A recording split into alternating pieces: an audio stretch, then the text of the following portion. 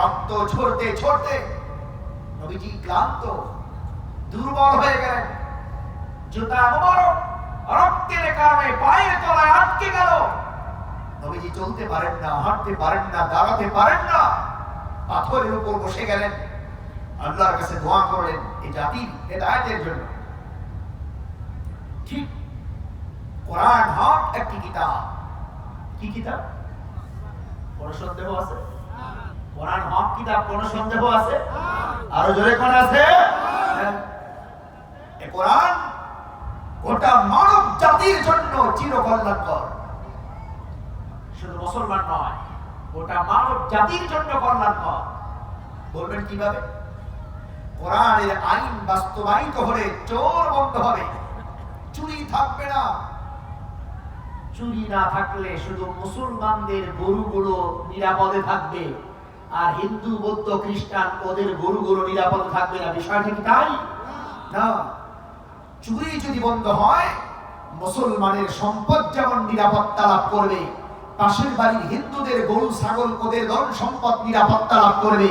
এজন্যই কোরআন হলো গোটা মানব জাতির জন্য কল্যাণকর। আওয়াজ দিয়ে এখন ঠিক কিনা? আল্লাহর কোরআন যদি বাস্তবায়িত হয় এবং জেনা ব্যভিচার বন্ধ হয়, ইফতিজিং ধর্ষণ বন্ধ হয়, তাহলে শুধু মুসলিম নারীদের ইজ্জতের হেফাজত হবে না হিন্দুদের নারীদের ইজ্জতের হেফাজত হবে? জেনা নাই, ধর্ষণ নাই, ইফতিজিং নাই, বাংলার জমিনে যত নারী আছে প্রত্যেকটি নারী, চাই সেই ইমানদার হোক আর বেঈমান হোক, মুসলমান হোক আর মুসলমান হোক, সমস্ত নারীর ইজ্জতের নিরাপত্তা হয়ে যাবে। আওয়াজ দিয়ে এখন ঠিক কিনা? এই জন্য কোরআন গোটা মানব জাতির জন্য চিরকল্যাণকর। কিন্তু আমরা বুঝি না, আমরা বুঝি না। দেখবেন মা ছোট বাচ্চাকে খাবার খাওয়ায়, বলুন মা যে এত পেরেশান হয়ে, বর্তমানে প্রত্যেকটি মায়ের অভিযোগ বাচ্চারা খাবার খায় না। ডক্টরের কাছে নিয়ে যায়, ডক্টর কি ঔষধ আছে দেন, খাবার খায় না। প্রত্যেকটি মায়ের অভিযোগ। কিন্তু মা বাচ্চাকে যে খাবার খাওয়ায়, এটা কি বাচ্চার সঙ্গে দুশ্মনী? বুঝে নেই, দুশ্মনী নাকি আদর, কল্যাণ কামনা? ঠিক কি না? কর মা বাচ্চার কল্যাণ চায়, ভালো চায়, মঙ্গল চায়। এই জন্য মা তার স্নেহ দিয়ে, মমতা দিয়ে, স্নেহের পরশ দিয়ে বাচ্চাকে কত কৌশল করে খাওয়ায়, না খাইলে মাকা দেয়। কিন্তু বাচ্চা মনে করে মা আমার সঙ্গে দুশ্মনী করছে। মা বাবা বাচ্চাকে পড়তে বলে, বাচ্চা মনে করে এটা আমার উপর জুলুম। কিন্তু বাচ্চা পড়াশোনা করলে বাচ্চার লাভ, এটা বাচ্চা বুঝে না। ঠিক নবীগণ উম্মতকে বলেছে, এই যে কোরআন নিয়ে এসেছি, এই কোরআন আপনাদের জন্য কল্যাণকর। লা ইলাহা ইল্লাল্লাহ বলুন, সফল কাম হবেন। কারণ যেই ব্যক্তি লা ইলাহা ইল্লাল্লাহ বলবে, পিছনের জীবনের সবগুলো আল্লাহ মাফ করে দিবেন। সুবহানাল্লাহ। মানুষ মনে করেছে এটা দুশ্মনী, এটা শত্রুতা, নির্যাতন শুরু করেছে। আপনারা যুব সম্প্রদায় কোরআন তাফসীরের আয়োজন করেছেন। নবীর যুগের যেই তাফসীর হয়েছে সেটা যদি আমি করতে যাই, ওই যে বলেছি আমি আমার গন্তব্যে ঠিক মতো নিরাপদে পৌঁছতে পারবো না। কেন? তায়েফের যে ঘটনা, আমাদের একই অবস্থা, এটা কিয়ামত পর্যন্ত চলবে। আমি আপনাদের কাছে জিজ্ঞাসা করতে চাই, বলবেন তায়েফের লোক ছিল মুসলমান, কাফের, বেঈমান, নবীর দুশমন, আমরা তো মুসলমান। জানতে চাই এই দেশে আল্লাহর কোরআনের কথা বলে জেলখানায় যেতে হয় কি হয় না? মামলা হয় কি হয় না? মাইক সামনে থেকে কেড়ে নেয় কি নেয় না? কারণ কোন হিন্দুর বাচ্চা না, মুসলমানের বাচ্চা। আওয়াজ দিয়ে এখন ঠিক কিনা? এ নামের মুসলমান, গরু খাওয়া মুসলমান, কামের মুসলমান না। আল্লাহ আমাদেরকে কামের মুসলমান হওয়ার তৌফিক দান করুন। আর জোরে বলুন আমিন। এই জন্য নিয়ত করেছি আমাদের দেশ নিয়েও কোনো আলোচনা করব না। বর্তমানে 2025 সাল, এই 2025 সাল এই জামানা নিয়েও আলোচনা করব না। কয়েক হাজার বছর পিছনের আলোচনা করব, তাহলে আর কার গায়ে লাগবে না। আপনারা বুঝে নেবেন কি বলতে যাচ্ছি। আমি কথা বুঝে নেই। আমি বাংলাদেশ নিয়েও আলোচনা করব, বাংলাদেশের ভিতরে ঢুকবই না। 56,000 বর্গ মাইলের সীমানা, এই সীমানায় ঢুকবো না, আমি থাকবো হাজার হাজার মাইল দূরে। এবং বর্তমান 2025 সাল, এই সময় নিয়েও আলোচনা করবো না, আলোচনা করবো পিছনের জামানা। তাহলে আর কারো গায়ে লাগবে না। যদি 50 বছর আগে করি তাহলে কারো দাদার গায়ে লাগবে, কারো নানার গায়ে লাগবে। যদি আরো 70-80 বছর আগে করি তাহলে তো আরো পর দাদার গায়ে লাগবে। যদি 20 বছর আগে করি তাহলে হয়তো কারো বাবার গায়ে লাগবে। বর্তমানে করলে নিজের গায়ে লাগবে, নিজের দলের গায়ে লাগবে, নিজের নেতার গায়ে লাগবে। এই জন্য আমি এই জামানার কোনো কথাই বলবো না, এবং এই দেশ নিয়েও বলবো না। বাইরের দেশ নিয়ে বলবো, পিছনের জামানা নিয়ে বলবো। তাহলে তো কারো কোনো কষ্ট হওয়ার কথা না, যাতে আমি নিরাপদে আমার গন্তব্যে বসতে পারি। কিন্তু মাঝখান দিয়ে কি বলবো আপনারা সবাই বুঝে জানেন। ঠিক আছে তো ইনশাল্লাহ? কথা বলেন। আপনারা ভাত খান, তরকারি বুঝেন, ভালো মন্দ সবই বুঝেন। কোরআনের কথা বললে আপনারা বুঝবেন ইনশাল্লাহ। আল্লাহ আমাদেরকে কোরআনের সহি কথা বলার, শুনবার এবং মানবার, বুঝবার তৌফিক দান করুন। মুসলমান ভাইরা, সূরা তাহা 16 নম্বর পারা, সূরা তাহা একখানা আয়াত, দুইখানা আয়াত তেলাওয়াত করেছি আপনাদের সামনে। মহান মালিক যদি তৌফিক দান করেন, এই আয়াত দুটির আলোকেই কিচ্ছা বর্ণনার মাধ্যমে আপনাদেরকে কিছু তারিফ, কিছু নসিহত করবার চেষ্টা করব। তৌফিক দেওয়ার মালিক কে? আল্লাহর কোরআন সম্পর্কে কথা বলার ক্ষমতা আমার নেই। মুসলমান ভাইরা আমার, আল্লাহ রাব্বুল আলামিন বিশ্ব মানচিত্রে একটি জাতি বানাইছিলেন। ওই জাতির নাম হলো বনি ইসরাইল। এই জাতির মধ্যে আল্লাহ তাআলা ৭৫,০০০ নবী পাঠাইছেন। ও মুসলমান, ৭৫,০০০ নবী আল্লাহ এক জাতির মধ্যে পাঠাইছেন। আমি আপনাদের কাছে জানতে চাই, যেই বাড়িতে ডাক্তার বেশি যায় ওই বাড়ির মানুষ বেশি সুস্থ নাকি অসুস্থ? বেশি বেশি ডাক্তার যায়, তাহলে বুঝতে হবে ওই বাড়ির মানুষ অসুস্থ। আল্লাহ রাব্বুল আলামিন ইমানের ডাক্তার, কলবের ডাক্তার, রূহের ডাক্তার বানায়া নবী রাসূলদের নাজিল করেছেন। একটা জাতির মধ্যে ৭৫,০০০ নবী আল্লাহ পাঠাইছেন, বোঝা যায় এই জাতির মানুষ বেশি ভালো ছিল না। আল্লাহ রাব্বুল আলামিন এই জাতির বসবাস ছিল মিশরের জমিনে। মুসলমান ভাইরা, তদানীন্তন জামানায় মিশরে যারাই ক্ষমতায় আরোহণ করত, এই সমস্ত বাচ্চাদের নাম হতো, লকব হতো, উপাধি হতো ফিরাউন। যার নাম কুরআনুল কারীমের মধ্যে আল্লাহ তাআলা আয়াতে কারিমা নাযিল করে বহু আয়াতে, বহু সূরায় নাযিল করেছেন। মুসলমান ভাইরা, এই যে ফিরাউনের কথা আল্লাহ কোরআনে বললেন, এই ফিরাউন যখন ক্ষমতায়, মিশরের জমিনে দুইটা দল, দুইটা গোষ্ঠীর বসবাস। একটি গোষ্ঠীর নাম হলো বনি ইসরাইল, আর একটি গোষ্ঠীর নাম হলো কিপ্তি। কিপ্তিদের প্রধান হলো মিস্টার ফিরাউন, আর বনি ইসরাইলের প্রধান কই আল্লাহ বানাইলেন নবী মুসা কালিমুল্লাহ আলাইহিস সালাতু ওয়াস সালাম। একদল হলো ঈমানওয়ালা বনি ইসরাইল, আল্লাহকে মানে, আসমানি কিতাব মানে, আখিরাত মানে, নবী মানে। আর কিপ্তি তারা হলো মূর্তি পূজারী, তারা হলো মুশরিক, তারা হলো বেঈমান, আল্লাহর দুশমন। যেই দল দুশমন সেই দল ক্ষমতায়, ঈমানদারের দল হলো বিরোধী দল। মুসলমান ভাইরা, যখনই যারাই ক্ষমতায়, ক্ষমতায় টিকে থাকবার জন্য আল্লাহর নাফরমানি করে, কারণ তারা চিন্তা করে শয়তান তাদের ক্ষমতায় বসায় রাখবে। কিন্তু জানতে চাই, ক্ষমতা দেওয়ার মালিক কে? আরো জোরে কন্যা কে? তুতিল মুলকা মান তাশা ওয়া তানজিউল মুলকা মিম্মান তাশা। ক্ষমতা দেওয়ার একমাত্র মালিক হলো আল্লাহ। ক্ষমতা থেকে টেনে হেসড়ে নামাইবার মালিক একমাত্র কে? আল্লাহ। কতদিন আগে মাসখানিক হবে নেপালের মন্ত্রী, এমপি, কি এমন দুর্দশা, হেলিকপ্টারে রশি ঝুলা গিয়েছে, এক একটা রশিতে ৩-৪জন করে মন্ত্রী এমপি ঝুইলা ঝুইলা দেশের সীমানা পাড়ি দিয়ে পালায় গেছে, জীবন রক্ষা করেছে। এই হলো ক্ষমতা। আসল ক্ষমতা কার? আল্লাহ। আসল ক্ষমতা আল্লাহ। দুনিয়ার ক্ষমতা আজ সম্মানিত হতে পারে, কাল এই জমিন থেকে বোরকা পরায়া পালাইতে বাধ্য করে। আওয়াজ দিয়ে এখন ঠিক কিনা? এই তো আমাদের দেশেও হয়েছে, কিন্তু দেশ নিয়ে যেহেতু বলবো না, আপনারা বুঝে নেন। মুসলমান ভাইরা আমার, এই যে ফিরাউন, এই ফিরাউন আল্লাহর নাফরমানি করে। আল্লাহ 400 বছর হায়াত দিলেন। কত বছর? 400 বছর আল্লাহ হায়াত দিলেন। একদিনের জন্য রোগ ব্যাধি হয় নাই, ঠান্ডা লাগে নাই।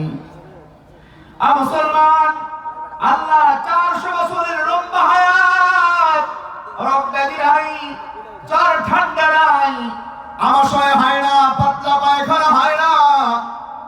ফিরাউন মনে করলো মানুষ ভরে তো অসুস্থ হয়, আশেপাশে কত মানুষ অসুস্থ, আমি হই না, আমার রোগ ব্যাধি নাই, আমি মনে হয় আল্লাহ।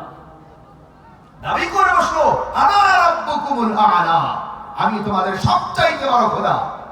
জানতে চাই একমাত্র খোদাকে? আল্লাহ ছাড়া আর কোন খোদা আছে? আর কোন রব আছে?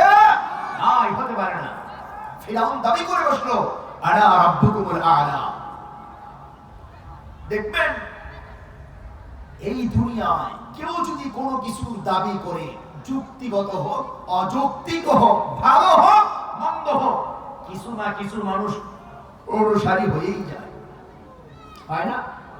ল্যাংটার অনুসারী আছে, কথা কয় না কেন? ল্যাংটার অনুসারী নাই? ওই যে ল্যাংটা বাবা, ল্যাংটা বাবারও অনুসারী আছে। তো মানুষ ল্যাংটা থাইকাও অনুসারী পায়, চট গায়ে দিয়া চট রাইখা অনুসারী পায়। যে ফিরাউন দাবি করলো, আনা রাব্বুকুমুল আ'লা, আমি সবচেয়ে বড় খোদা, অনুসারী হয়ে গেছে। একদল মানুষ তাকে রব মনে করে তার পূজা করতে লাগলো, তার সিজদা দেয়। কিন্তু মনে রাখবেন, প্রত্যেক যুগেই অন্যায়ের প্রতিবাদে একদল মানুষ আল্লাহ রাখছেন। তাদের কাজ হলো বিশ্ব মানচিত্রে যেখানেই অন্যায় সেখানেই প্রতিবাদ। মুসলমান ভাইরা, যেহেতু বিরোধী দল হলো বনি ইসরাইল, আর বনি ইসরাইলের মধ্যে আল্লাহ রাব্বুল আলামিন ৭৫,০০০ নবী নাযিল করেছেন।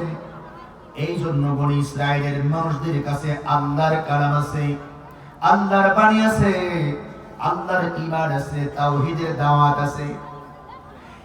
ও মুসলমান, বনি ইসরাইলেরা আল্লাহর কিতাব, আল্লাহর নাযিল করা সহিফাগুলো দিয়া মাদ্রাসা বানায়া সেগুলোর পাঠদান করে, শিক্ষা দীক্ষা দেয়। ওগুলো অধ্যয়ন করে শিক্ষা দীক্ষা গ্রহণ করে যারা তৈরি হয়, ওই জামানায় তারা আলেম হয়, মাওলানা হয়, হুজুর হয়।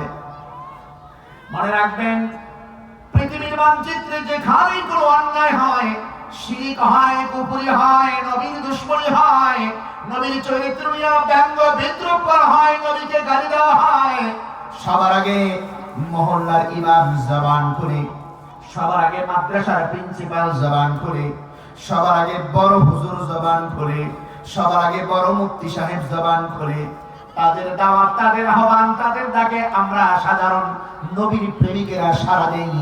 নাস্তিকদের বিরুদ্ধে আন্দোলন করে আওয়াজ দিয়া কণ্ঠে কেনা, কিন্তু সবার আগে নেতৃত্ব দেয় ওলামায়ে কেরাম, যারা আসমানি কিতাবের শিক্ষায় শিক্ষিত, ইলমে ওয়াহির শিক্ষায় যারা শিক্ষিত হয়, ওরাই প্রথমে অন্যায়ের প্রতিবাদে দাঁড়িয়ে যায়। সাধারণ মানুষেরা তাদের পিছনে সহযোগিতা করে।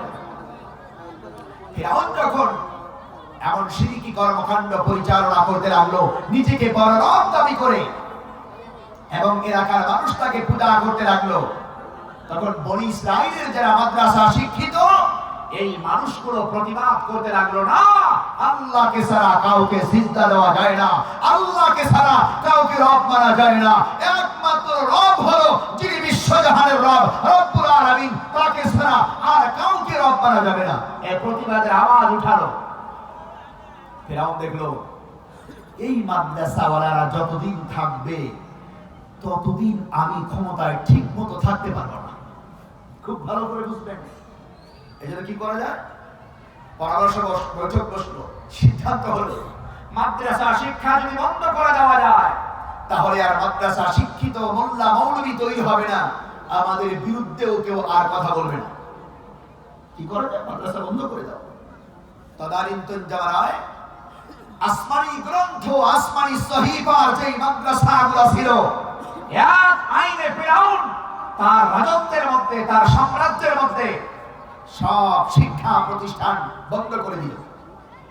এখন শান্তভাবে দেশ পরিচালনা করছে এবং মনে মনে তৃপ্তির ঢেকুর তুলছে, আমার বিরুদ্ধাচরণ করার মতো আর কোন মানুষ তৈরি হবে না। কিন্তু হেফাজতের মালিক কে? আল্লাহ দ্বীনের হেফাজতের মালিক কে? আরো জোরে কন্যা কে? আল্লাহ। এই উপমহাদেশকে ইংরেজরা আজ থেকে কয়েকশো বছর আগে চেয়েছিল এই উপমহাদেশটাকে ভারত, বাংলাদেশ, পাকিস্তান, এই জনপদকে তারা খ্রিস্ট রাজ্য বানাতে চেয়েছিল। এক দিল্লিতে ৮০,০০০ মাদ্রাসা ছিল, সব মাদ্রাসা বন্ধ করে দিয়েছিল। ওলামায়ে কিরামকে হত্যা করেছে, ফাঁসিতে ঝুলিয়ে মারছে, ডেকসিতে তেল গরম করে সেই তেল গরমের মধ্যে ডুবিয়ে চুবিয়ে আলেম ওলামাদেরকে হত্যা করেছে। চেয়েছিল এই জমিনটা ইংরেজদের হবে, কোরআনের আযান, কোরআনের আয়াতের তেলাওয়াত হবে না, কালেমার আযান উচ্চারিত হবে না, এটা চেয়েছিল। কিন্তু আমার আল্লাহ এই জমিনকে মঞ্জুর করেছে যে তোরা মাদ্রাসা বন্ধ করবি, আলেম হাফেজকে হত্যা করবি। আমি আল্লাহ এই জমিনে বহু মাদ্রাসা বানাবো। ৮০,০০০ মাদ্রাসার পরিবর্তে আল্লাহ লক্ষ লক্ষ মাদ্রাসা এই জমিনের জন্য কবুল করেছে। কন্যা সুবহানাল্লাহ। এই জন্য এখন দেখবেন সব জায়গায় মাদ্রাসা আছে না? আপনাদের এলাকায় মাদ্রাসা আছে? হইতেছে তো? ছোট ছোট মাদ্রাসা হচ্ছে, হচ্ছে না ভাই? কে মঞ্জুর করেছেন? হেফাজতের মালিক কে? আপনাদের কষ্ট হচ্ছে? তাহলে জবান খুলে একটু আল্লাহকে ডাক দেন তো, আল্লাহ। এই আওয়াজটা কই থাকে আপনাদের? এটা আওয়াজ করতে হবে। এটা কোরআনের মজমা, জান্নাতি বাগিচায় বসেছি, টকবকে নওজোয়ান হয়ে থাকতে হবে। মনে রাখতে হবে জান্নাতে কোনো বুড়ো মানুষ যাবে না। জান্নাতে কোনো বুড়ো মানুষ যাবে না। এটা জান্নাতের বাগান, টকবকে নওজোয়ান হয়ে থাকতে হবে। আল্লাহ কবুল করুন বলি আমিন। মুসলমান ভাইরা, খ্রিস্টান ফেরাউন তৃপ্তির ঢেকুর তুলল, আমার সাম্রাজ্যে আর কোনোদিন আমার প্রতিবাদী কোন মানুষ পাওয়া হবে না, তৈরি হবে না, কারণ শিক্ষাটাই বন্ধ করে দিয়েছি। একদিন স্বপ্নে দেখলো ওই যে বাইতুল মুকাদ্দাস, প্যালেস্টাইন, পাশাপাশি রাষ্ট্র, পবিত্র ভূমি বাইতুল মুকাদ্দাস থেকে এক খণ্ড আগুন আসলো। স্বপ্নে দেখে এক খণ্ড আগুন আসলো, আগুনটা এসে তার রাজপ্রাসাদে লাগলো, সাপ জ্বালিয়ে পুড়িয়ে ছারখার করে দিল, তার সিংহাসন পুড়ে গেল, ক্ষমতা শেষ হয়ে গেল। মাঝরাতে ঘুম ভেঙে যায়, ছটফট করে ঘামতে লাগলো, কি দুঃস্বপ্ন দেখলাম, এমন দুঃস্বপ্ন, আমার ক্ষমতাই শেষ, আমার রাজপ্রাসাদ চুরমার হয়ে গেল। সকালবেলা যখন হলো, উজির নাজির ডাকলো, বললো, উজির নাজির, কি দুঃস্বপ্ন দেখলাম, কি স্বপ্ন?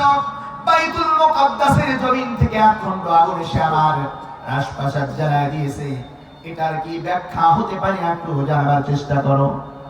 মন্ত্রী পরিষদ পরামর্শ দিল, আমাদের সাম্রাজ্যে একজন আলেম আছে, ওই আলেমের নাম হলো মিস্টার আলম বাউর।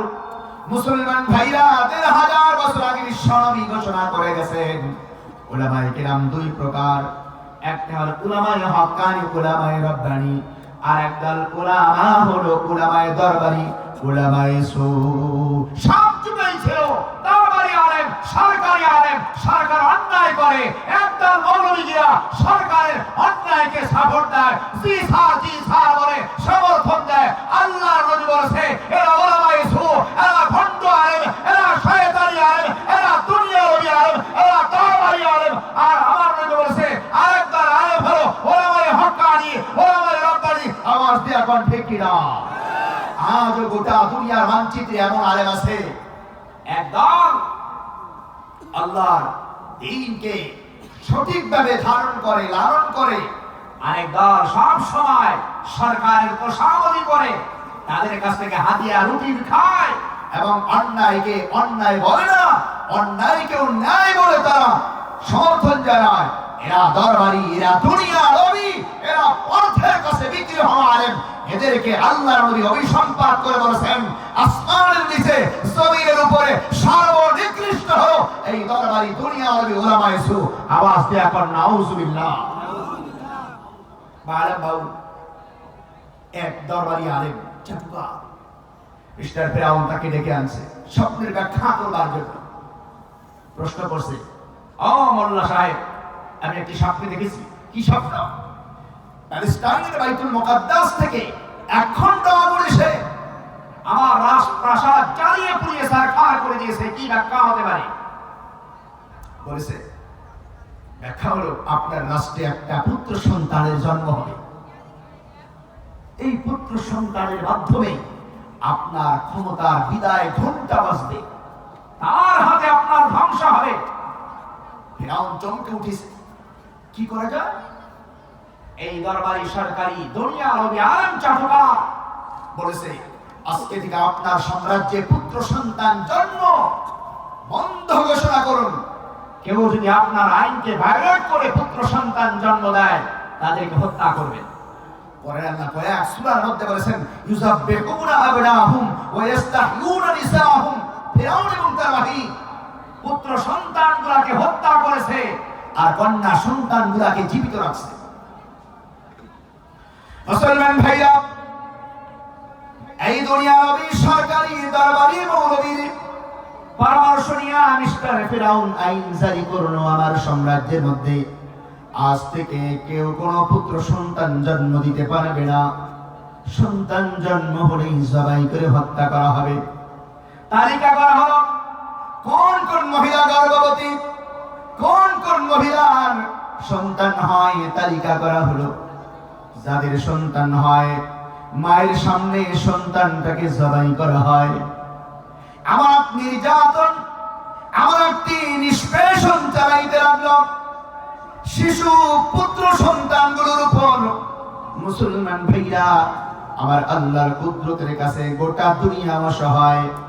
আমার আল্লাহর কুদরতের কাছে গোটা দুনিয়া অসহায়। আমার আল্লাহর কুদরতের কাছে কোনো শক্তি কুলায় না, কোনো বাচ্চাহি কুলায় না, কারো কিছুই কুলায় না। আমার আল্লাহ যা চায় তা হয়, বান্দা যা চায় তা হয় না।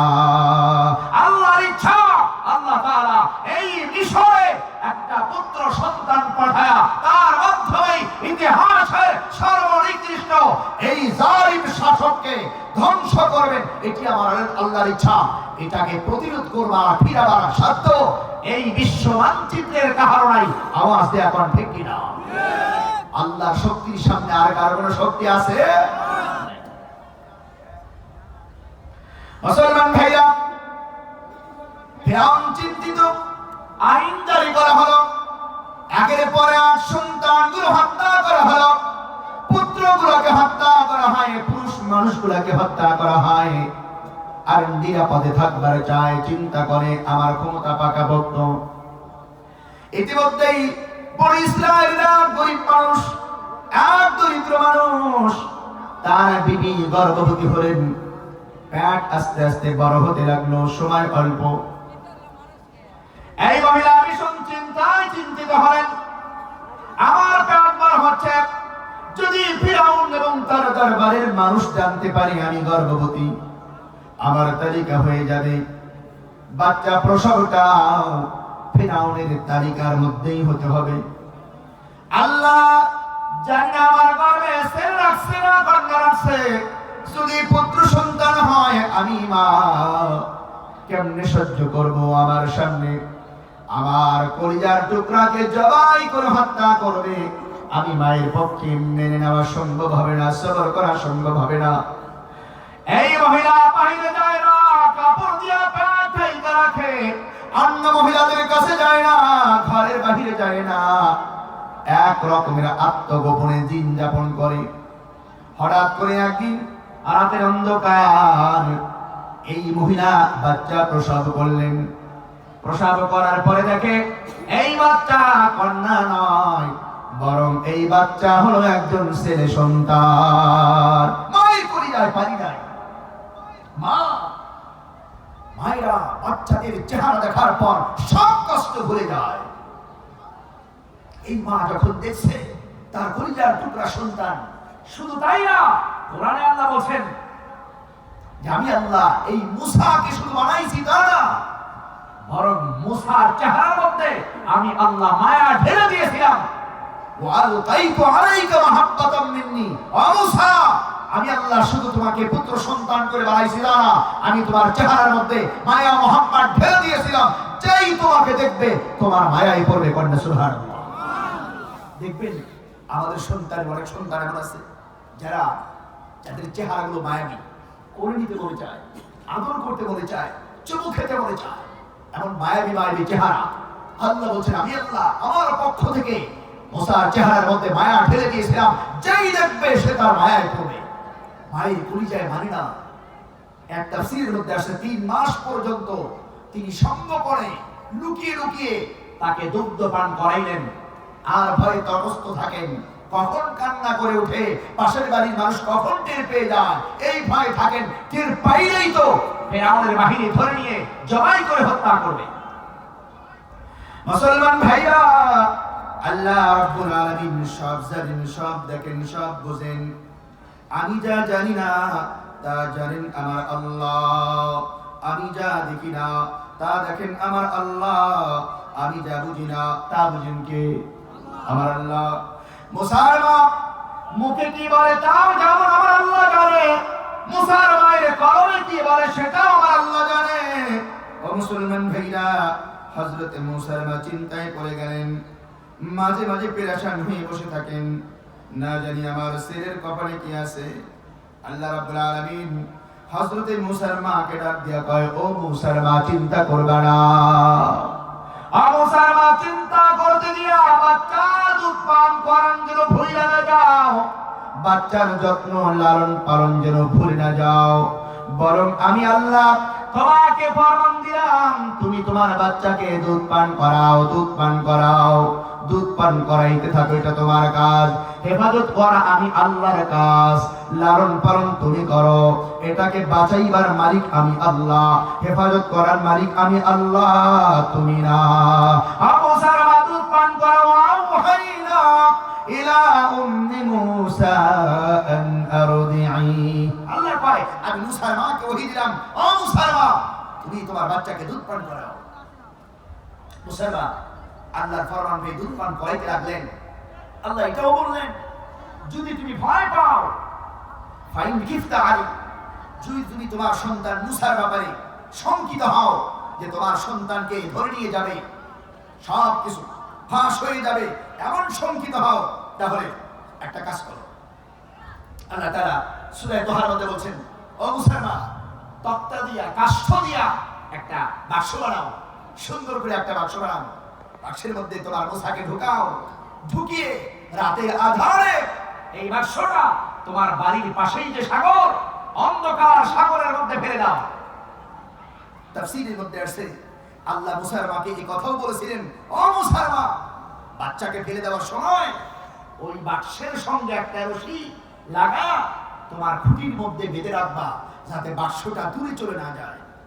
কিন্তু মুসা আলাইহিস সালাতু ওয়াস সালামের মা আল্লাহ তাআলার পরামর্শে যখন বাক্সটি বানাইলেন, এই বাক্সটি বানাবার পর মুসাকে ফেলে দিলেন কোথায়? সাগরের মধ্যে। কিন্তু রশি খুঁটির সঙ্গে বেঁধে রাখতে ভুলে গেছেন, অন্ধকারের মধ্যে ফেলে দিয়েছেন। ঢেউয়ে ভাসিয়ে ভাসিয়ে এই বাক্সটাকে মুসার বাড়ি থেকে অনেক দূর পর্যন্ত নিয়ে গেল। শুধু নিয়ে গেছে তাই না, বাংলায় একটি কথা আছে, যেখানে বাঘের ভয় সেখানে রাত পোহায়। যেই ফিরাউন আপনার হত্যা করবে, সেই ফিরাউনের দরবার।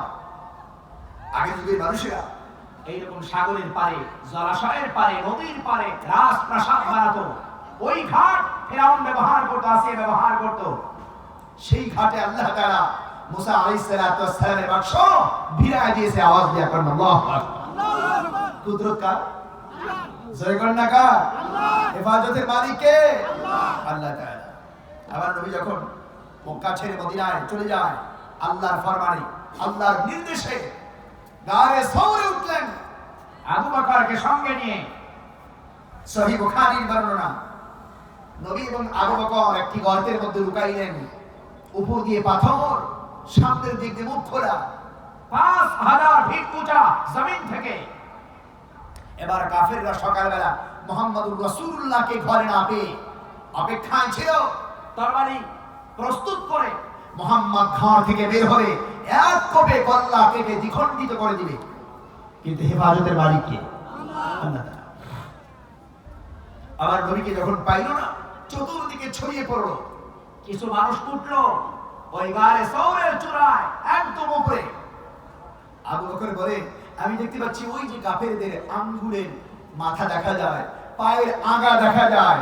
ওরা যদি নিজের পায়ের আঙ্গুলের দিকে তাকায় আমাদের দেখতে পারে। ওরা ডানে তাকায়, বামে তাকায়, সামনে তাকায়, পিছনে তাকায়, নিচের দিকে তাকায় না, তাকাইলেই আমাদের দেখবে। আমি বললাম, ইয়া রাসূলুল্লাহ, ওই যে কাফেরদের আঙ্গুলের মাথা দেখা যায়, ওই দিকে তাকাইলেই তো আমাদের দেখে ফেলবে। আমরা বুঝি ধরা খেয়ে গেলাম। নবী বলছেন, ও আবু বকর, তুমি কি মনে করছো আমরা এখানে দুইজন? না, ইন্নাল্লাহা মা'ানা, আমাদের সঙ্গে আছেন কে? তুমি কি মনে করছো আমরা দুইজন না? 3 নম্বরে আছেন কে? জোরে কর না, কে? আল্লাহ তাআলা আছেন। হেফাজতের মালিক কে? আল্লাহ তাআলা। এই কথা বলার সময় নেই। মুসলমান ভাইরা, আল্লাহ রাব্বুল আলামিন মুসার ওই বাক্সটা ফিরআউন যেই সাগরের ঘাট ব্যবহার করেন, ওই ঘাটের পারে ভিড়ায় দিয়েছেন। সকালবেলা লোকজন ঘাটে চলে গেছে, গিয়ে দেখে একটা বাক্স, বাক্সের ভিতরে বাচ্চার কান্নার আওয়াজ। বাক্স উঠায় আনছে ফিরআউনের দরবারে। ফিরআউন কয়, বাক্সর ঢাকনা খুলো, দেখো কে। ঢাকনা খুইলা দেখে একজন পুত্র সন্তান। অর্ডার হয়ে গেল, জবাই দাও, জবাই দাও। ওই যে দরবারে আলেমের ফতোয়া, আপনার রাষ্ট্রে একজন পুত্র সন্তান আসবে, ওর হাতে আপনার ক্ষমতা ধ্বংস হয়ে যাবে, আপনার বিদায় ঘন্টা বাজবে, জবাই দিয়ে দাও। প্রিয় তোমার স্ত্রী আসিয়া আসছেন, স্বামী গো, কোরআন আল্লাহ বলে দিয়েছেন সূরা কাসাস 20 নম্বর পারায় আল্লাহ তাআলা বলে দিয়েছেন, সূরার মধ্যে স্পষ্ট করে বলে দিয়েছেন, স্বামীরে ডাক দিয়া কয়, লা তাকতুল, তোমরা হত্যা করবে না। লা তাকতুলু, তোমরা হত্যা করবে না। অকালাত ইমরাতু ফিরআউনা কুররাতু আইনিন লি ওয়া লাক। ফিরআউনের বিবি ডাক দিয়া কয়, স্বামী গো, এই বাচ্চা আমার চোখের প্রশান্তি, আপনার চোখের প্রশান্তি। এই বাচ্চা আমার কলিজাকে শীতল করে, আপনার কলিজাকেও শীতল করবে। মুসলমান, হযরতে ফিরআউন আসিয়া, তার গর্ভে কোনো বাচ্চা হয় না, নিঃসন্তান দম্পতি। ফিরআউনের কোনো সন্তান নাই, আসিয়ার কোনো সন্তান নাই। আসিয়া ডাক দিয়া কয়, স্বামী, ও প্রিয়তম স্বামী আমার, জীবনে কোনো কিছু চায় পাই নাই, একটা আবদার, আজকে এই বাচ্চাটাকে আপনি হত্যা করবেন না। এই বাচ্চাটা আমার কলিজাকে ঠান্ডা করে, আমার চোখের প্রশান্তি হয়। কুররাতু আইনিন লি ওয়া লাক, আমার চোখের প্রশান্তি, আপনার চোখের প্রশান্তি। স্বামী গো, এই বাচ্চাকে হত্যা করবেন না। বিবি যদি স্বামীর সঙ্গে প্রেমময় ভালোবাসা দিয়া কোনো আবদার করে, পাষণ্ড স্বামীর মনটা ক্ষণিকের জন্য নরম হয়ে যায়।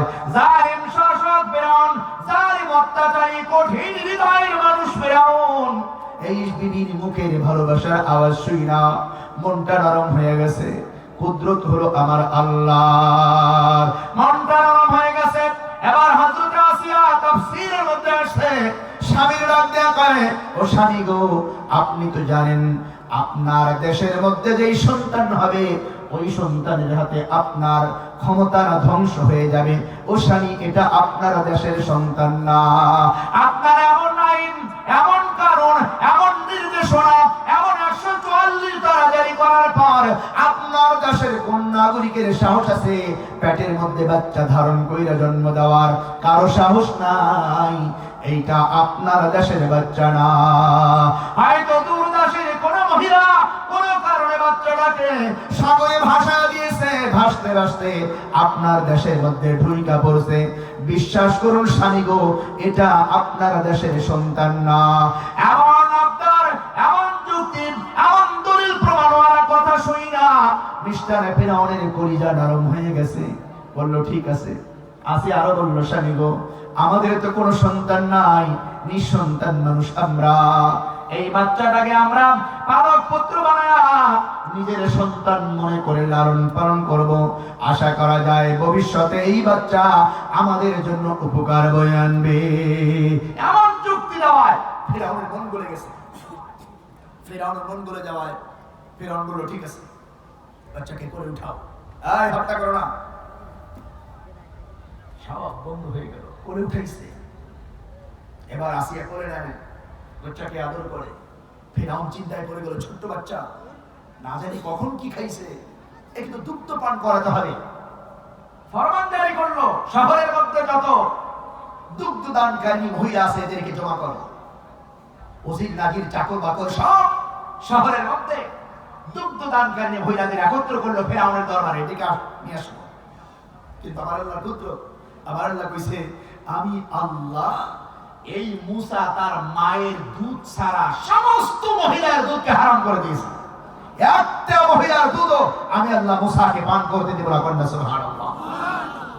কারণ আল্লাহ তাআলা মুসার মাকে যখন বলছিলেন, ও মুসার মা, তুমি সাগরে ফেলে দাও, আর তুমি চিন্তা করো না, ওয়ালা তাহজানি ওয়ালা তাখাফি ওয়ালা তাহজানি, ভয় করো না, পেরেশান হয়ো না। ইন্না রাদ্দুহু ইলাইক ওয়া ইন্নী জাআলুহু মিনাল মুরসালিন। এই বাচ্চাকে আমি আল্লাহ অবশ্যই তোমার করে ফিরিয়ে দেব, আর আমি আল্লাহ তোমার এই বাচ্চাকে রাসূল বানাবো। আওয়াজ দিয়ে কন্যা সুবহানাল্লাহ। কে রাসূল বানাবে? আল্লাহ বানাবে। আল্লাহ দুইটা ওয়াদা করেছেন মুসার মায়ের কাছে, কি হলো? আমি তোমার করে ফিরিয়ে দিব। দুই নাম্বার ওয়াদা হলো আমি তোমার বাচ্চাকে রাসূল বানাবো। এইজন্য আল্লাহ তাআলা মুসার জন্য হারাম করে দিয়েছে। মুসা তো আল্লাহ কর্তৃক নিয়ন্ত্রিত, হারাম করে দিয়েছে কোন মহিলার দুধ মুসা পান করবে না। মুসলমান ভাইয়া, এক এক করে দুধ মা গরব মুসাকে করে আদর দিয়া যত্ন দিয়া দুধ পান করাইতে যায়। কোন মহিলার দুধ মুসা পান করে না, চোষণ দেয় না, দুধ টান দেয় না। এক এক করে সব মহিলা ব্যর্থ, বাচ্চা খুদায় কান্নাকাটি করে, কিন্তু কোন মহিলার দুধ পান করে না। ফিরাউন চিন্তিত, আসিয়া বড় পেরেশান, দরবারের মানুষ বড় পেরেশান, কেমনে বাচ্চাকে লালন পালন করব। এই দিন সকালবেলা মুসার মা মনকে রাত দেওয়া কয়ে, যা একটু বাহিরে যা, ঘরের বাইরে যা, দেখ আমার সোনামণি কলিজার টুকরা কোথায়, একটু খোঁজ খবর নিয়ে দেখ, দেখ না কোথায় গেল, বাক্স তো দেখা যায় না। হযরতে মুসার বড় বোন ঘর থেকে বের হয়ে তালাশ করতে করতে গ্রাম থেকে শহরের মধ্যে ঢুকলো। শহরে ঢুকতে ঢুকতে ফেরাউনের দরবারের কাছে আইসা দেখে মানুষের বড় জটলা। দূর থেকে দেখতে পাচ্ছে একটা ছোট্ট বাচ্চা, মহিলারা দুধ পান করাবার চেষ্টা করছে, কিন্তু বাচ্চার কান্না থামাতে পারে না, বাচ্চাকে দুধ পান করাইতে পারে না। দূর থেকে দেখা এই মুসার বোন ওই ভিড়ের ভিতরে মাথা ঢুকায় দিয়া যখন দেখলে এটা আমার আপন ছোট ভাই মুসা, পরিচয় দিল না, ডাক দিয়া কয়, ও দরবারের মানুষেরা, আমি কি আপনাদেরকে এমন এক মহিলার কথা বলবো, আমি কি আপনাদের কাছে এমন এক পরিবারের কথা বলবো, যেই পরিবার হয়তো এই বাচ্চার দায়িত্ব পালন করতে পারবে, এই বাচ্চার হেফাজত করতে পারবে, এই বাচ্চার জন্য কল্যাণ কামনা করবে, এই বাচ্চাকে দুধ পান করাইতে পারবে। আমার এক মহিলা, আমার এক পরিবারের সন্তান কি আমি আপনাদের কাছে দেব না? দরবারের লোকজন বলে, জলদি দাও, কারা কারা নিয়ে এসো। দৌড়ায় গেছে মুসার বোন মায়ের কাছে, মা, ও মা, তোমার কলিজার টুকরা আমার ছোট ভাই, আমার আদরের ভাই মুসা ফিরাউনের দরবারে পাওয়া গেছে। মায়ের কলিজায় পানি নাই হারে, যেই দরবারে গিয়া কোন পুত্র সন্তান জীবন্ত ফিরে আসে না, সবাইকে জবাই করে হত্যা করা হয়, ওই দরবারে আমার সন্তান। কন্যা কয়, মা চিন্তা করো না, কোন মহিলা দুধ পান করাইতে পারে না। আমি তোমার পরিচয় না দিয়া তোমাকে নেওয়ার জন্য প্রস্তাব দিয়েছি, তারা রাজি হয়েছে, চলো তাড়াতাড়ি চলো। আল্লাহ রাব্বুল আলামিনের কুদরত বোঝা বড় মুশকিল। মুসার মা জামা কাপড় পরিধান করে ওই মুসাকে দুধ পান করাইবার জন্য ফিরাউনের দরবারে চলে গেলেন। তাকে বসতে দেওয়া হলো। কোলে নিয়ে যখন দুধ পান করতে লাগলেন, এবার প্রথমবারই মুসা আপন মায়ের স্তন থেকে দুধ পান করা শুরু করলেন। জোরে কন্যা সুবহানাল্লাহ। কুদরত কার? এর আগে কত মহিলা চেষ্টা করেছে, দুধ পান করতে পারে নাই, স্তনে টান দেয় নাই, চোষণ দেয় না। আর হযরতে মুসার মা আপন সন্তানকে কোলে নিয়ে যখন দুধ পান করানো শুরু করেছে, মুসা তখনই দুধ পান করা শুরু করেছে। ওই যে আল্লাহ তাআলা রাতের বেলায় ওয়াদা করেছিলেন, চিন্তা করো না, ওয়ালা তাখাফি ওয়ালা তাহজানি, ভয় পেও না, চিন্তিত হয়েও না, আমি আল্লাহ অবশ্যই তোমার সন্তানকে তোমার করে ফিরিয়ে দেব। এই কুদরত আমার আল্লাহর আছে না নাই? আল্লাহ তাড়াতাড়ি ফিরিয়ে দিয়েছেন। মুফাসসিরিনে কিরাম লিখেছেন যে আল্লাহ এত তাড়াতাড়ি ওয়াদা কেন পুরো করলেন? রাতে বললেন, সকালের মধ্যেই মায়ের কোলে বাচ্চাকে ফিরিয়ে দিলেন, কারণ কি এত তাড়াতাড়ি? মুফাসসিরিনে কিরাম বলেন যে মহিলা মানুষ তো সাহস হারা হতে পারে, ভেঙে পড়তে পারে, বিশ্বাস ভঙ্গ হতে পারে, কারণ গায়েব থেকে আওয়াজ আসছে, ও মুসা ফেলে দাও সাগরে, আমি তোমার কোলে ফিরিয়ে দেব। গায়েবের আওয়াজ রাতের আধারে। এখন যদি ফিরাতে বিলম্ব করেন আল্লাহ তাআলা, মহিলা মানুষ স্ট্রোক করতে পারে, সন্তানের মায়ায় পেরেশান হতে পারে, আল্লাহর প্রতি বিশ্বাস আস্থা ভেঙে যেতে পারে। এই জন্য আল্লাহ তাআলা অতি দ্রুততম সময়ে তার কলিজার টুকরা সন্তানকে তার আপন কোলের মধ্যে ফিরিয়ে দিয়েছে। সুবহানাল্লাহ। এবার যখন ফিরাউন দেখলো মুসা নিজের মায়ের স্তন থেকে দুধ পান করছে, ফিরাউন আবদার করলো, ও মহিলা, আমি বড় খুশি হয়েছি, তুমি আমার দরবারে থাকো, আমার এই বাচ্চাকে লালন পালন করো, আমি তোমার জন্য উচ্চ মূল্যের বেতন দেব। মুসার মা কয়, সম্ভব না, আমার আপনার দরবারে পয়রা থাকলে আমার সংসার চলবে না, আমার আরো বাচ্চা আছে, আমার আরো সংসার আছে, স্বামী আছে, আমি পারবো না। এবার মুসার মা উল্টা পরামর্শ দিয়া কয়, ও জাহাপনা, মিশরের বাচ্চা ফিরাউন, শুনুন, বাচ্চাকে আমার কাছে দিয়ে দেন, আমি বাড়ি নিয়ে যাই, লালন পালন করি, মাঝে মাঝে আপনার কাছে নিয়ে আসবো, আপনাকে দেখায় নিয়ে যাব। ফিরাউন রাজি হয়ে গেল। মুসা তার আপন মায়ের কোলে উঠা আপন বাড়িতে ফিরে গেলেন। শুধু ফিরে গেলেন তা না, তাফসীরের মধ্যে আসছে আল্লাহ রাব্বুল আলামিন তার কুদরতের কারিশমা এখানে আল্লাহ প্রকাশ করলেন। মুসার বাবা ছিল দুর্বল, মুসার বাবা ছিল গরিব মানুষ, কামাই দিয়া সংসার চলে না। এই ছোট্ট বাচ্চার মাধ্যমে ফিরাউনের রাজ দরবার থেকে তার মায়ের জন্য যে উচ্চ মূল্যের বেতন নির্ধারণ করা হলো, ওই বেতনের টাকা দিয়া আল্লাহ তাআলা মুসার পরিবারকে সুন্দরভাবে জীবন যাপনের ব্যবস্থা করে দিলেন। কুদরত কার? আল্লাহ। কুদরত বুঝা বড় মুশকিল। এবার হযরত মুসা মায়ের কোলে বড় হতে লাগলেন, দুধ পানির জামানা শেষ হয়ে গেল, ফিরাউনের দরবারে পৌঁছায় দিলেন। ফিরাউনের দরবারে থাইকা মুসা বড় হয়। ও মুসলমান ভাইরা, একদিন তিনি বের হলেন শহর থেকে, বাজারের দিকে আসলেন।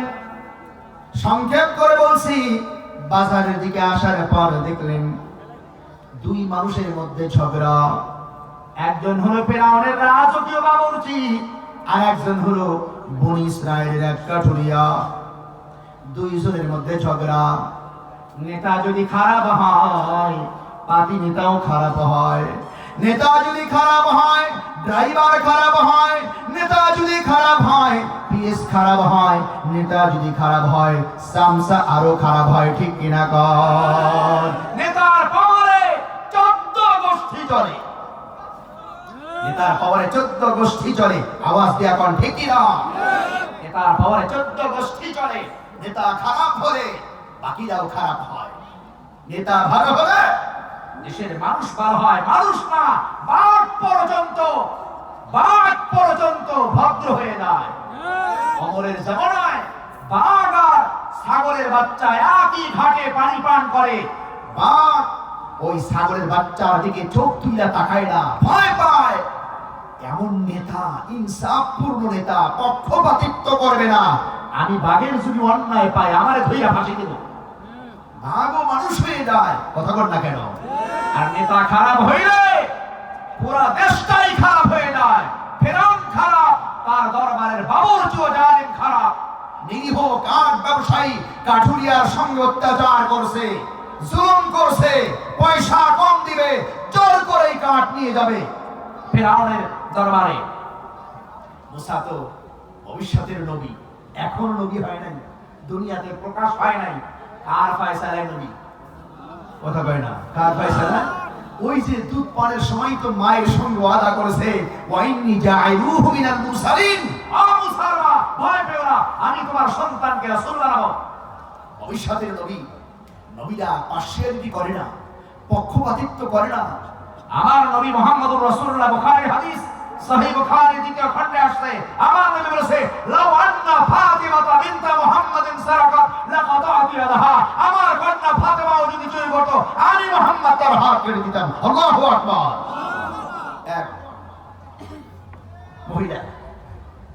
এক মহিলা চুরি করেছে, সম্ভ্রান্ত বংশের মহিলা, সম্ভ্রান্ত বংশের মহিলা চুরি করেছে।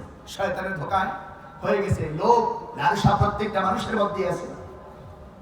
কোরআনে আল্লাহ বলেছেন, ওয়াসারিকু ওয়াসারিকাতু ফাকতাউ আইদিয়াহুমা, চোর চুরির হাত কেটে দাও। বিধান কার? কথা বলে না, কার বিধান? বর্তমান দুনিয়ায় চুরি কইরা জেলখানায় গায় ডাকাত হইয়া বের হয়ে আসে, আর ভয় পায় না, আর ভয় পায় না, আর ভয় পায় না। বিচার নাই, বিচার নাই, বরং চোরের বিরুদ্ধে যারা মামলা দেবে তারাই ফাঁসা যায়, তারাই উল্টা থ্রেট খায়, তারাই উল্টা বিপদের মুখে হয়। আওয়াজ দিয়ে এখন ঠিক না, শান্তি নাই। আল্লাহর কোরআন ছাড়া শান্তি আসতে পারে? জোরে কয় না, আরো জোরে করে আসতে পারে? শান্তি হয় নাই পৃথিবীতে, হবেও না। কেবলমাত্র আল্লাহর কোরআন ওই শান্তি দিতে পারে। তাকায় দেখেন আফগানিস্তানে, আফগানিস্তানের এই মোল্লারা আল্লাহর কোরআনকে মানছে শতভাগ। আল্লাহ তাআলা বাংলাদেশ, পাকিস্তান, ইন্ডিয়া, শ্রীলঙ্কা, ভুটান, নেপাল আর অনেক দেশের চাইতে আফগানিস্তানের মুদ্রার মান বাড়ায় দিয়েছে, উন্নত আফগানিস্তানকে বানাচ্ছে, বাম্পার ফলন হচ্ছে, রহমত দেয়া ভরে যাচ্ছে, বিদেশি সাহায্য নিচ্ছে না, কারো কাছে হাত পাচ্ছে না, ভিক্ষা তারা করবে না। তারা বলেছে আদর্শ বিরায় দিয়া আমরা পৃথিবীর কারো কাছে হাত পাতবো না। আল্লাহ আমাদের জন্য যথেষ্ট। আফগানিস্তান সামনের দিকে আগায় চলছে, আওয়াজ দিয়ে এখন ঠিক না। একটাই কারণ, ইনসাফ, ইনসাফ। এই ভদ্র মহিলা চুরি করেছে, কোরআনের বিধানে হাত কেটে দাও, আইন জারি হয়ে গেছে, হাত কেটে দিতে হবে। মহিলার লোকজন চিন্তা করলেন কোথায় যাওয়া যায়, কার কাছে যাওয়া যায়? সবাই পরামর্শ করে দেখলেন নবীজির পালক পুত্র যায়েদ বিন হারেসা একজন সন্তান আছে, নাম হল উসামা বিন যায়েদ। উসামা টকটকে তরুণ, উসামা নবীর কাছে সবচাইতে প্রিয়। সহিহ বুখারীর মধ্যে আসছে, আল্লাহর নবী যখন কোন এক যুদ্ধে উসামাকে সেনা কমান্ডার বানাইলেন, বড় বড় সাহাবী এই উসামার তত্ত্বাবধানে সমালোচনা শুরু করলো। আবু বকর, ওমর, উসমান, এত বড় বড় সাহাবী থাকতে নবী এই অল্প বয়স্ক একজন লোকটারে সেনা কমান্ডার বানাইলো। নবীর কানে আওয়াজ গেছে, নবী যে বললেন তোমরা কি সমালোচনা করো, ওগুলা আল্লাহ আমারে শোনায় দেয়, আমি নবী জানতে পেরেছি। শোনো, তোমরা যাকে নিয়ে সমালোচনা করছো, অথচ আমার আল্লাহ তাকে নেতৃত্বের যোগ্যতা দিয়ে এই দুনিয়াতে বানাইছে। আওয়াজ দিয়ে কোন সুবহানাল্লাহ। শোনো সাহাবীরা, এই উসামার বাবা আমি নবীর কাছে সবচাইতে প্রিয় সন্তান ছিল। ওর বাবার শহীদ হওয়ার পর এই উসামা আমি নবীর কাছে তোমাদের মধ্যে সবচাইতে প্রিয় মানুষ। এবার ওই মহিলার পরিবার চিন্তা করলো নবীর কাছে প্রিয় কে? উসামা। চল উসামার কাছে যাই। উসামা একটা কথা নিয়ে আসছে। কি কথা? কয় যে আমাদের এক মহিলা চুরি করেছে, সম্ভ্রান্ত ভদ্র, কিন্তু শয়তানের ধোকায় তো কাজ একটা কুইয়া ফেলাইছে, হাত কাটার আইন জারি হয়ে গেছে। তুমি একটু নবীর কাছে গিয়ে সুপারিশ করো, দেখো তো একটু বাঁচানো যায় কিনা। উসামার ডানে বামে না তাকায় রাজি হয়েছে, ঠিক আছে। দৌড়ায় গেছে নবীজির কাছে, মসজিদে নববীর মধ্যে, হুজুর এই যে মহিলা একটু মাফ করে দেওয়া যায় না? নবীজি হেলান দিয়েছিলেন, হেলান দিয়েছিলেন, সোজা হয়ে গেছেন, চেহারা লাল হয়ে গেছে। আমার নবী যখন রাগ হতেন এই চেহারার মধ্যে রক্ত চলে আসতো, ইয়ের কালারের মতো হতো। এই যে বেদানা দাড়ি আছে না, দাড়ি ডালিম চিপলে যে রস হয় চেহারাই কালার হয়ে যেত আগে। এবং নবী উসামাকে ইয়া উসামা আতহাদ আতাশফি হাদ্দিম মিন হুদুদিল্লাহ, উসামা তুমি আল্লাহর বিধানের ব্যাপারে আমি নবীর কাছে সুপারিশ করতে আসছো? এটা দুঃসাহস তোমার। মনে রাখবেন আল্লাহর বিধানের ব্যাপারে কোনো সুপারিশ চলে না। জোরে কোন চলে? আল্লাহর বিধানের ব্যাপারে কোনো সুপারিশ চলে না। জেনা করেছে ইসলামী আইন ইসলামী আদালতের বিচার হবে। বিবাহিত হলে রজম করো বা ধর মারো, অবিবাহিত হলে দররা মারো। এখানে বলা যাবে না, ওকালতি করা যাবে না স্যার। এটার শাস্তি মওকুফ করে দেন। আল্লাহর বিধান, কোরআনের বিধান, কোরআনের শাস্তি, কোরআনের বিচার মওকুফ করার এখতিয়ার পৃথিবীর কোনো আদালতের নেই। আর জোরে বলেন না ঠিক কিনা? আর মুসলমান ভাইরা, নবীজির চেহারা লাল হয়ে গেল। নবীজি আর কথা না বললেন, উসামাকে ধমক দিয়া মসজিদে নববীর মধ্যে মিম্বারে দাঁড়ায় গেলেন, খুতবা দেওয়া শুরু করলেন। আর বলতে লাগলেন, ও সাহাবীরা শোনো, ও সাহাবীরা শোনো, আমি নবী মুহাম্মদের কলিজার টুকরা ফাতেমা আছে, আমার কন্যা ফাতেমা যদি আজকে চুরি করতো, আমি নবী পক্ষপাতিত্ব করতাম না, বরং আমি নিজ হাতে তার হাত কেটে দিতাম। ও সাহাবীরা শোনো, শোনো, তোমাদের পূর্বের মানুষেরা ধ্বংস হয়েছে একটা গুরুত্বপূর্ণ অপরাধের কারণে। অপরাধটা হলো তোমাদের পূর্বের উম্মত যারা ছিল তাদের মধ্যে ধনী মানুষ যারা চুরি করলে মাফ করে দিত, আর গরিব মানুষ চুরি করলে বিচার করত। বলুন তো আইন কি ধনী আর গরিবের জন্য আলাদা না এক? জোরে কয় না কয়? আইন তো সবার জন্য সমান। যদি মন্ত্রী চুরি করে বিচার হবে, রিকশাওয়ালা চুরি করলে বিচার হবে, পকেট মারি চুরি করলে বিচার হবে, ছাগল চুরি করলে বিচার হবে। আর কলমের ফাইল আটকায়া কোটি কোটি টাকা যারা চুরি করে তাদের গলায় ফুলের মালা দেওয়া হবে, ঠিক কিনা? এটাও ঠিক। ঠিক বললেন। আমাদের দেশের কেউ, আমাদের দেশকে তো বলতে চাই না, তাই না? আচ্ছা, এই দেশ নিয়ে বলবো না, বর্তমান বিশ্বের কথা বলি।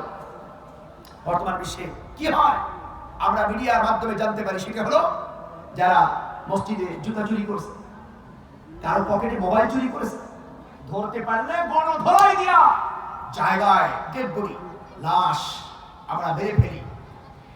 আর যারা আমার টাকা, আপনার টাকা, ভ্যাটের টাকা, ট্যাক্সের টাকা, করের টাকা, রাষ্ট্রের টাকা, দেশের টাকা, বিভিন্ন ইয়াতিমের টাকা, দুস্থদের টাকা, বিধবার টাকা, অসহায়ের টাকা, মিসকিনের টাকা, আতুরের টাকা, পঙ্গুর টাকা ইত্যাদি টাকা মাইলায় হাজার হাজার কোটি টাকা যারা লুটতরাজ করে, আমরা তাদের বেলায় স্লোগান দেই, অমুক ভাইয়ের চরিত্র ফুলের মতো পবিত্র। কথা কয় না কেন? আরো জোরে কন। সমাজের মধ্যে একটা কামলার মেয়ে যদি কারো সঙ্গে অবৈধ সম্পর্ক করে, সমাজের মানুষেরা তাকে ঠ্যাপ দেয়, সমাজ আটকায় রাখে। আর সমাজের সভাপতির মেয়ে যদি কামলার সাথে ভাইগা যায়, কোনো বিচার হয় না। ঠিক বললাম না? ঠিক বললাম? কথা কন না কেন? সভাপতির বিচার নাই, রিকশাওয়ালার বিচার হয়, ওই সেক্রেটারির বিচার হয়, কামলার বিচার হয়, এমপির বিচার হয় না, পকেট মাইরের বিচার হয়। আমার নবী বলেছে তোমাদের পূর্বের উম্মতেরা ধ্বংস হয়েছে, ধনীরা চুরি করলে মাপ পাইতো, গরিবেরা চুরি করলে বিচার হইতো। আমি জিজ্ঞাসা করতে চাই, বর্তমান জামানায় এমন কারবার আছে না নাই? জোরে কর, আছে না নাই? লাল গালিচা দেওয়া হয়, ফুলের তোড়া দেওয়া হয়, ফুলের মালা দেওয়া হয়। মনে রাখতে হবে, অপরাধী যেই হোক না কেন বিচার তার হতেই হবে। অপরাধী যেই হোক না কেন বিচার তার হতেই হবে। রিকশাওয়ালা হলেও তার সে অপরাধী, আর মন্ত্রী এমপি হলেও সে অপরাধী। আওয়াজ দেয়া কোন ঠিক না? ইসলামের মধ্যেই পক্ষপাতিত্ব নাই। বর্তমান দুনিয়ায় দল করলে নিজের দল 100 সেঞ্চুরি করেছে দর্শনের মা, অন্য দলের মানুষ জীবনেও কোনো মহিলার দিকে চোখ তুলে তাকায় নাই, দর্শনের মামলা দিয়ে জেলখানায়। কথা বল না কেন? আছে না নাই? এটা ইসলাম না। আমার নবী বলেছে আমার কন্যা হাত চুরি করলে নিজ হাতে হাত কেটে দিতাম। এটা নাম হলো ইসলাম। এটা ইসলাম, এটা ইসলাম। হযরত মুসা আলাইহিস সালাম ভবিষ্যতের নবী হবেন। তার মধ্যে ইনসাফ হবে। আল্লাহ তাআলা 10 পুরুষের শক্তি মুসা নবীর গায়ের মধ্যে দিয়েছেন। মুসা আলাইহিস সালাম দেখলেন, আমি যেই ফিরআউনের দরবারে বড় হচ্ছি, এই দরবারের বাবুরচি জালেম, সে অন্যায় করতেছে। আগায় গেছে, আগায় গিয়া বলুন তো মুসা নবীর গায়ের মধ্যে কয় পুরুষের শক্তি? 10 পুরুষের শক্তি আল্লাহ তাআলা দিয়েছেন। হযরত মুসা মুষ্টিবদ্ধ করে একটা ঘুষি মারছে বাবুরচির গায়ের মধ্যে। ঘুষি মারার উদ্দেশ্য ছিল ঝগড়া থামানো, মাইয়া ফালানো না। কিন্তু 10 পুরুষের শক্তিওয়ালা হাত এক ঘুষিতে বাবুরচি বইয়া শেষ। ফাকাযাহু মুসা ফাকাদা আলাইহি, শেষ, মারা গেছে। মুসা চিন্তা করলেন, সর্বনাশ, কি করলাম, আমি তো মারতে চাই নাই, এটা কি হয়ে গেল? রব্বি ইন্নী যালামতু নাফসি ফাগফিরলি ফাগফারা ইন্নাহু হুয়াল গফুরুর রহিম। হে আল্লাহ, আমি মনে হয় অন্যায় করে ফেললাম, আল্লাহ তুমি আমার মাফ করে দাও। আল্লাহকে মাফ করে দেন, কন্যা সুবহানাল্লাহ। আল্লাহ মাফ করে দিয়েছেন। হযরত মুসা আলাইহিস সালাম এবার বাসায় চলে গেলেন। পরের দিন আবার বের হইছেন, আবার ওই বাজারে ঢুকছেন, দেখেন গতকালকে যেই কাঠুরিয়ার সঙ্গে বাবুরচি দ্বন্দ্ব, বাবুরচি মারা গেল, আজকেও আরেক ব্যক্তির সঙ্গে ওই কাঠুরিয়ার ঝগড়া। কাঠুরিয়া লোকটা খুশি, ও যুবক ভাই, গতকালকে তুমি ইনসাফের বিচার কইরা আমাকে বাঁচাইছো, আজকে আসো এই লোকটা আমার সঙ্গে ঝগড়া করতেছে। মুসা ডাক দিয়া কয়, দোষ কি শুধু একজনের? তোমার দোষ নাই, প্রত্যেকদিন শুধু তোমার সঙ্গেই ঝগড়া লাগে, কারণটা কি? তুমিও তো বড় খারাপ। এই কথা বলার পরে ওই কাঠুরিয়া সে বলে দিল সব কথা। কি বললো? বললো যে গতকালকে তুমি একজনকে মারছো, আজকে মনে হয় তুমি আমারই মারবা, তোমার ভাবসাব তো ভালো মনে হয় না। এই কথা বলে দেওয়ায় পাশে এক লোক ছিল, এই লোক দৌড়ায় গেছে ফিরআউনের কাছে। অন্য তাফসীরের মধ্যে আসে এই কাঠুরিয়াই দৌড়ায় গেছে ফিরআউনের কাছে। এটা হলো আদম সন্তানের স্বভাব, উপকার করলে তারা অপকার করতেই হবে। আওয়াজ দিয়া কোন ঠিক কিনা? বিশ্বাস করলেই খারাপ হন, উপকার করবো আমার সওয়াবের নিয়তে করতেই হবে। তবে যেই উপকার করবে তার অপকার করেই ছাড়বে। আপনি কাউকে খাওয়াবেন, আদর সহাগ করবেন, কোনো না কোনো ভাবে সহযোগিতা করবেন, দেখবেন একদিন না একদিন এই লোক আপনার ক্ষতি করবেই করবে, এটা করবেই। কিন্তু তাই বলি কি উপকার করা বাদ দিব আমরা? আমরা উপকার করব কাকে পাওয়ার জন্য? কারণ হাদিসের মধ্যে আসছে, আল্লাহর কোন বান্দা যদি আল্লাহর কোন বান্দার উপকার করে, আল্লাহ ওই বান্দাকে উপকার করে। আল্লাহর কোন বান্দা যদি অপর বান্দার সাহায্য করে, আল্লাহ ওই বান্দাকে সাহায্য করে। আমরা আল্লাহকে পাওয়ার জন্য, আল্লাহর সাহায্য পাওয়ার জন্য মানুষের পাশে দাঁড়াবো। সে আমার ক্ষতি করলে সে বুঝবে আমি ভালোই করব। আওয়াজ দিয়ে এখন ঠিকই না আর বলতে ইনশাআল্লাহ। দৌড়ায় গেছে, ও ফেরাউন, জানো তুমি যাকে দুধ কলা খাওয়াইয়া লালন পালন করলা, এই লোকটাই তোমার দরবারের বাবুর্চিকে হত্যা করেছে। ফিরআউন ক্ষিপ্ত হয়েছে, আসিয়াকে ডাকে, আসিয়া, বলেছিলাম এ আমার সর্বনাশ করবে। জরুরি মিটিং বসছে, সংসদ, আইন পাশ হলো, যেখানেই পাও সেখানেই মুসাকে ধরো আর মারো। মুসা এবার শহরের মধ্যে ঘুরছেন, দেখলেন দূর থেকে এক লোক দৌড়া, ওয়াজা মিন আকসাল মদিনাতি রাজুলুন ইয়াসআ, এক ব্যক্তি দৌড়া আসতেছে। দৌড়া আসলেন, এই লোকটা ঈমানদার ছিল। এই লোকটা সিদ্ধান্ত যখন হয় মুসাকে ধরে হত্যা করার জন্য, তখন এই লোকটা সিদ্ধান্ত শুনছে, চতুর্দিকে লোক ছড়ায় গেছে, লোকটা দৌড়া আসছে। আয়েশা মুসাকে ডাক দেয়া কয়, মুসা, ইন্নাল মালাআ ইয়াতামিরুনা বিকা লিয়াকতুলুক। ফিরআউনের সংসদ সিদ্ধান্ত নিয়েছে তোমাকে হত্যা করবে। ফাখরুজ মিনহা, ও মুসা, এই মিশর শহর ছেড়ে পালায়া যাও, আমি তোমার কল্যাণ চাই। হযরতে মুসা যুবক মানুষ, নবী হয় নাই, এখনো ভয় পেয়ে গেলেন। বললেন, ঠিক আছে আমি চলে যাচ্ছি। কোথায় যাবেন? জীবনে কোনোদিন কোথাও যায় নাই, রাস্তাঘাট চিনে না, পথ চিনে না, কোথায় যাবেন ঠিকানা নাই। কিন্তু তিনি বের হলেন মিশর থেকে, ভয়ে ভয়ে বের হলেন, হাঁটি হাঁটি পা পা করে মিশরের সীমানা অতিক্রম করে সামনের দিকে চলতে লাগলেন। আর আল্লাহকে বলতে লাগলেন, আল্লাহ আমাকে সোজা পথ দেখাও, গন্তব্য পর্যন্ত পৌঁছায় দাও। আয় আল্লাহ, জালিম জাতি থেকে আমাকে নাজাত দিয়ে দাও। এমন করতে করতে হযরতে মূসা পার্শ্ববর্তী রাষ্ট্র, নাম হলো মাদায়েন, কোরআনে বলেন মাদিয়ান, বহু বচন মাদায়েন, এই শহরে তিনি পৌঁছে গেলেন। দেখলেন খোলা ময়দান, ময়দানের মাঝখানে একটি কূপ, মানুষের জটলা। কাছে গিয়া দেখলেন মানুষেরা সারাদিন বকরি চড়ায়া কূপের পানি উঠায় আর তাদের বকরি গুলারে পানি পান করায়। মূসা তাকায় দেখেন আর দেখলেন একদল পুরুষ মানুষ, পিছনে দুইজন মহিলা, বুরকা পরা পর্দানিশীল মহিলা, ভদ্রভাবে বকরি নিয়ে ছাগল নিয়ে দাঁড়ায় আছে। হযরত মূসা পিছনে গিয়ে ডাক দেয়া কয়, ও মহিলা, কি জন্য আসছো? এমন করে দাঁড়িয়ে আছো, কোনো কারণটা কি? মহিলা দুইজন কয়, যুবক ভাই, আপনাকে তো চিনি না, কোথায় থাকেন আমাদের জানা নাই। এই পুরুষদের কারণে আমরা আমাদের বকরি গুলারে পানি পান করাইতে পারি না। যতক্ষণ না তারা এই কূপ ছেড়ে না দিবে ততক্ষণ পর্যন্ত আমরা পানি উঠাইতে পারবো না। হযরতে মূসা বললেন, চিন্তা করো না, আমি যুবক তোমাদের পানির ব্যবস্থা করেছি। মুসলমান ভাইরা, পাশে আর একটা কূপ ছিল, ওই কূপের ঢাকনা ছিল পাথর দিয়া। তাফসীরের মধ্যে মুফাসসিরিনে কিরাম বলেন, ওই কূপের ঢাকনা সরাইতে 10 জন যুবক মানুষ লাগে। হযরতে মূসা একা গিয়া ঢাকনা পাথর সরায়া পানি উঠায়া ওই মহিলা দুইজনের বকরি গুলাকে পানি পান করায়া দিলেন। সুবহানাল্লাহ। এবার যুবতী মহিলা তাজ্জব হয়ে গেল, যেই কূপের ঢাকনা পাথর সরাইতে 10 জন যুবক লাগে, এই ঢাকনা মূসাকে কেমনে সরায়? তো বীর পুরুষ, সুপুরুষ, কত শক্তিশালী, 10 জনের ক্ষমতা একাই সে করলো। খুশি হয়ে গেছে।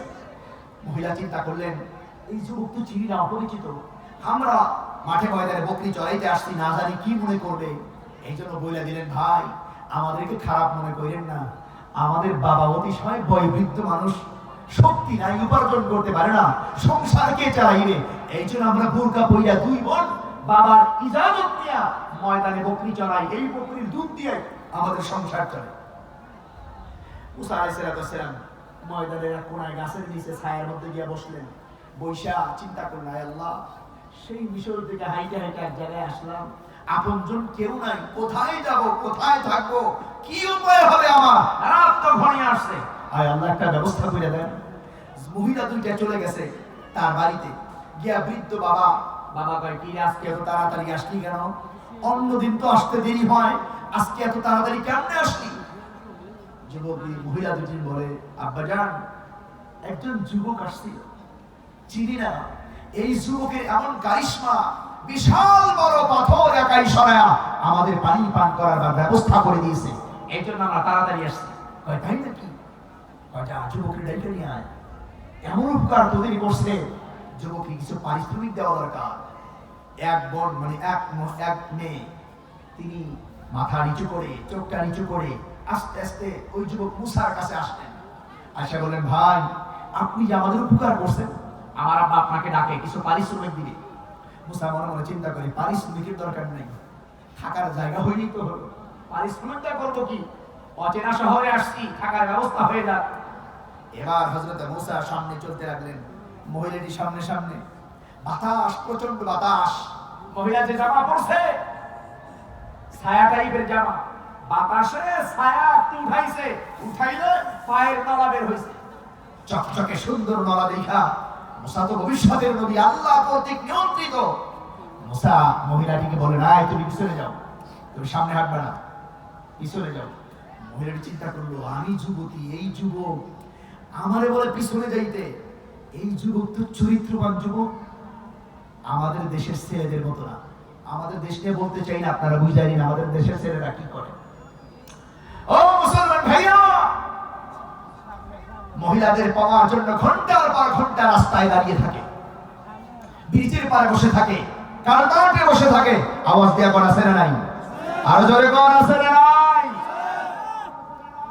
আর কন্যাদের ডিস্টার্ব করে। মহিলা চিন্তা করলেন, এই যুবক তো চরিত্রবান, আমাকে সামনে হাঁটতে দেয় না, বাতাসে আমার জামা উপরে উঠে যায়, পায়ের তলা দেখতে পায়। মহিলা পিছনে চলে গেছেন, পিছন থেকে বলে ভাইয়া এই রাস্তায় ডানে বামে সামনে সোজা যান। এরকম করতে করতে বাড়িতে পৌঁছে গেছেন, গিয়ে দেখেন খুনখুনে বুড়া একজন মানুষ। এবার মুসা আলাইহিস সালাম সেখানে যাওয়ার পরে ওই বুড়ো ডাক দিয়ে কয়, এই যুবক, চিন্তা করো না, তুমি নিরাপদ জায়গায় পৌঁছে গেছো, আজকে থেকে তোমার আর কোনো ভয় নেই। আওয়াজ দিয়ে কোন সুবহানাল্লাহ। আলাপ আলোচনা হলো। আলাপ আলোচনার মুসা তার হিস্ট্রি বর্ণন করলেন, কিভাবে তিনি মিশর থেকে আসলেন। ওই বুড়ো তার পরিচয় দিলেন, তিনি হলেন মাদাইন শহরের নবী হযরতে শুআইব আলাইহিস সালাতু ওয়াস সালাম। চিল্লায় এখন আল্লাহু আকবার। কারণ আমাদের নবীর আগে আল্লাহ যত নবী পাঠাইছে সমস্ত নবীরাই আঞ্চলিক নবী ছিলেন, এক একটি এলাকার জন্য, গোষ্ঠীর জন্য, বংশের জন্য, এক একটি শহরের জন্য, এক একটি দেশের জন্য। আর আমাদের নবী গোটা দুনিয়ার জন্য। চিল্লা আল্লাহু আকবার বলবেন না? আমাদের নবী গোটা মানব জাতির জন্য, গোটা দুনিয়ার জন্য। যেখানে 6 মাস রাত, 6 মাস দিন, 5 ঘন্টা রাত, 2 ঘন্টা দিন, 2 ঘন্টা রাত, 5 ঘন্টা দিন, এমন জায়গার জন্য আমাদের নবী নবী হিসাবে আল্লাহ পাঠাইছে। আওয়াজ দিয়ে কোন আল্লাহু আকবার। এবার হযরতে মুসা আলাইহিস সালাম বসলেন, খাওয়া দাওয়া করলেন। কন্যা দুটি ডাক দিয়া, বৃদ্ধ খুনখুনে বুড়ো মানুষটি বাবাটিকে ডাক দিয়া কয়, আব্বাজান, আমার যুবক ভাইরে ডাইকা আনছেন, হাদিয়া দিবেন, পারিশ্রমিক দিবেন। ও বাবা, কেন পারিশ্রমিক দেন না? এই যুবক ভাই যে উপকার করেছে, উপকারের বদলায় পারিশ্রমিক দিয়া দেন। হযরতে শুআইব বলে, চিন্তা করিস না মা, পারিশ্রমিক দিব।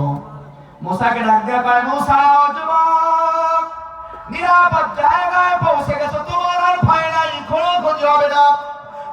যুবক মুসা, আমার একটা প্রস্তাব তোমাকে দিতে চাই। কি প্রস্তাব? এই যে আমার 2টা কন্যা দেখতে পাইছো, একটা কন্যারে তোমার কাছে বিয়ে দিব।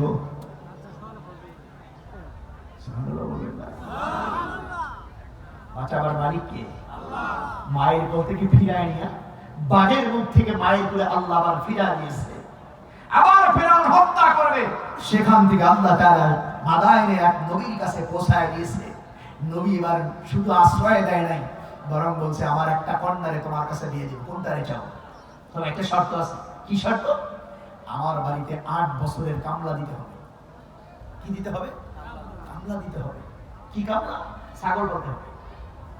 ফাইন আতমামতা আশরান ফামিন ইনদিকা, কোরআনে আল্লাহ বলেন, তবে তুমি যদি 10 বছর করো এটা তোমার ব্যাপার, আমার শর্ত 8 বছর, আর 10 বছর অতিরিক্ত করলে সেটা তোমার ব্যাপার। এই শর্ত করে দিয়েছেন মুসলমান ভাই। এটা ট্রেনিং ছিল, ট্রেনিং। যে মুসা আলাইহিস সালাম কতটুকু সহনশীল হন।